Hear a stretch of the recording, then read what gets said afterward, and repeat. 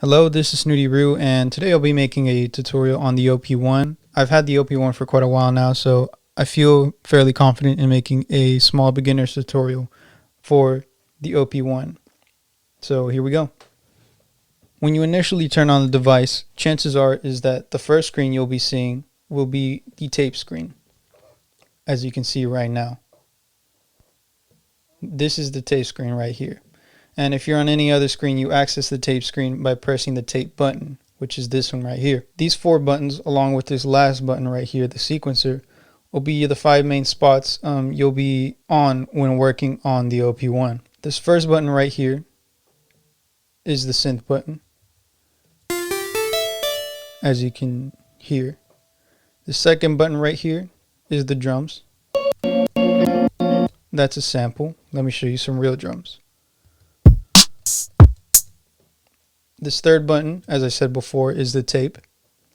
I already have a track preloaded right here that you can play by pressing play. This is your stop button, your shift.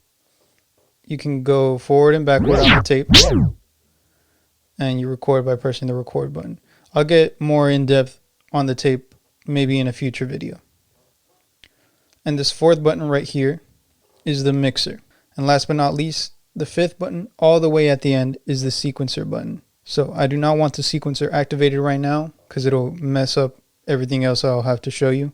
So I turn it off by simply just pressing on it again. And as you can see, it is now off. So let's go back to the synths by pressing the synth button. We are now on our synth and we are in the first bank, I believe.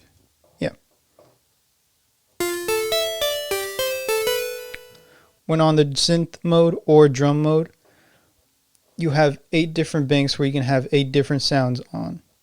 So that means banks 1 through 8 are all 8 different sounds, as you can see right there. So let me demonstrate.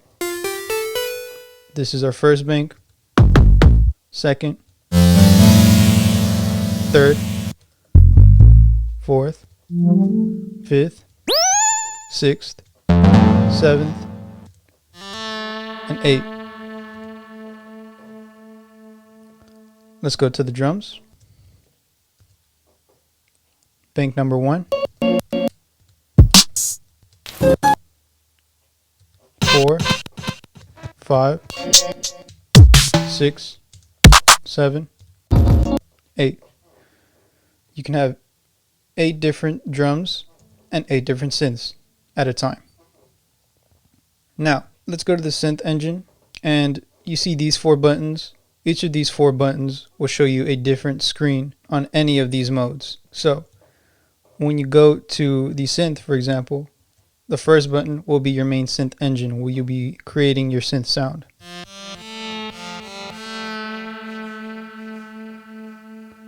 These 4 knobs change the parameters on the screen. They're color coded. So whichever knob you turn, depending on that color, will change that same color on the screen. But I'm pretty sure that's self-explanatory. Anyways, as I said before, the first screen is the main synth engine. The second screen is your ADRS, which is attack, sustain, delay, etc. The third screen will be your effects, which you can turn on and off by pressing the effects button. Off, on, off, on. And the 4th button will be your LFO, which you can also turn off and on by pressing on the LFO button. So let's go back to our first synth screen, or the synth engine. I want to change my synth sound. And to do that, I press and hold shift, and I press and hold the bank it's on. It is on bank 8, so we can press bank 8. And now we can change our synth engine and our synth sound. Or alternatively, you can press and hold shift and press 1. And now you can change your synth engine. And that'll retain the same parameters you had before and transfer them to another synth engine. But I want to change the synth engine and the sound. So press and hold shift, press and hold 8 because that's the bank this synth is on. And now I want to change it to the digital synth engine, and I'll change it to the forgotten synth. And now press 1, and let's see how it sounds.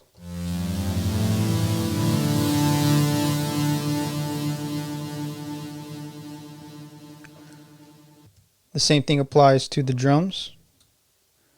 If I want to change my drums on bank 2, press and hold shift, press 2, and let's change the drums to boom bap. Okay, press 1. Now my drums have been changed. Now the drums are a little bit different. The second screen is not ADSR or an envelope. It is a dynamics processor. To be honest, I wouldn't know how to explain that to you. You basically just move the knobs and see how you like the sound.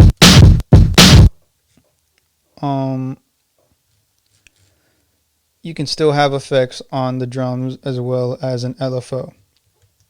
We are now at the tape, and these 4 buttons each show you a different track on the tape.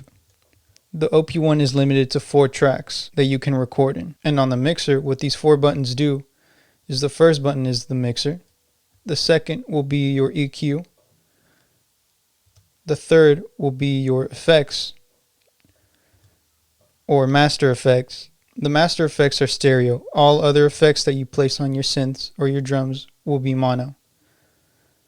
And the fourth screen is your compressor and your volume. And let's go to the sequencer by pressing the sequencer button all the way to the right. To change your sequencer or your sequencing method, you press and hold shift and you press the sequencer button. And now you can choose from one of these 6 sequencers on the OP-1. Each of them are different, and each of them have their pros and their cons. I won't be getting into that this video. I just wanted to show you what these buttons do, basically. This whole row of buttons. If you're ever lost on the OP-1, honestly, you don't really need this tutorial for me to tell you that this is the synth, or these are the drums, or this is the tape. Whatever screen you're on, if you press and hold this button right here, it'll tell you what screen you're on. So it's telling me right now I'm on the tape.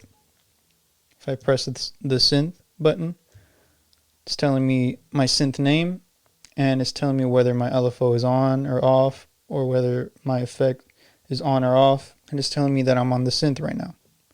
This button right here is the metronome and your BPM. Here you can change your BPM, your tape speed, and you can connect it to a pocket operator. I typically keep this on beat match just to make my life easier. And now all we have left are these 2 buttons to the right. Let's go back to tape. This is your microphone button. To access the microphone or recording menu, you press and hold shift and you press the microphone. Here you can select your input. This is to record the audio inside the OP-1 to the OP-1 itself. This is the radio. The OP-1 can sample from radio. And this is the internal microphone.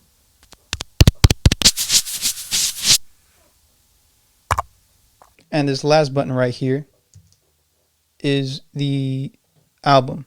So you can record your tracks onto this to save your track or recording. You press and hold shift to access your disc mode or your MIDI mode, or I forgot what this one is, or your charging. You typically use this to transfer files or use your OP-1 as a MIDI controller and this and that. I really just use it to transfer files. Anyways, we're back at tape mode, and that is all for this video. Thank you guys for watching.